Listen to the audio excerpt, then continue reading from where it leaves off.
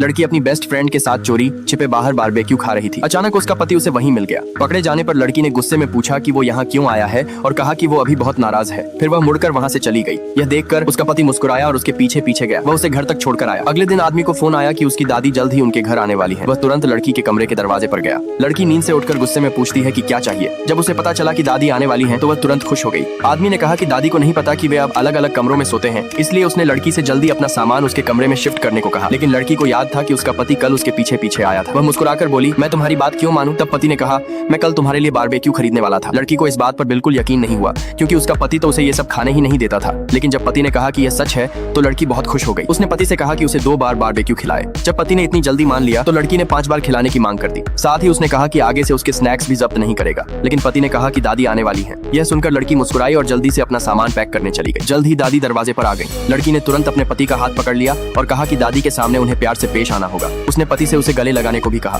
लेकिन पति ने कोई प्रतिक्रिया नहीं दी। लड़की गुस्से में बोली, अगर सच पता चल गया तो? फिर भी पति नहीं हिला। मजबूर होकर लड़की ने उसका हाथ छोड़ दिया और कहा, फिर पकड़े गए तो मुझे मत दोष देना। आखिरकार पति ने अचानक उसे गले लगा लिया। दरवाजा खोलने पर दोनों दादी को देखकर बहुत खुश हुए। बाद में दादी ने लड़की को अपने हाथ से बना हुआ एप्पल पाई दिया। लड़की बहुत खुश हो गई। फिर दादी ने घर देखने की इच्छा जताई। उन्होंने देखा कि सोफे पर लड़की का सामान फैला हुआ है और कमरे में दोनों के रहने के कई सामान हैं। फिर वह दूसरे कमरे में गईं, जहां उन्हें मोबाइल चार्जर और तकिए पर सोने के निशान दिखे। यह देखकर दोनों एक दूसरे को असहज होकर देखने लगे। तभी लड़की ने तुरंत अपनी एक्टिंग शुरू कर दी। उसने दादी से दुखी होकर कहा कि उनका झगड़ा हो गया था, इसलिए उसने अपने पति को इस कमरे में सोने भेज दिया। दादी ने पूछा कि झगड़ा क्यों हुआ। लड़की ने तुरंत कहा कि उसका पति उसे स्नैक्स और बारबेक्यू खाने नहीं देता। यह सुनकर पति के पास कुछ कहने को नहीं था, लेकिन लड़की अंदर ही अंदर खुश हो रही थी। दादी ने पति को डांटा कि वह अपनी पत्नी के साथ ऐसा व्यवहार कैसे कर सकता है। चाहे आदमी जितना भी समझाने की कोशिश करता, लड़की दादी से कहती रही कि उसका पति उसे रोज परेशान करता है।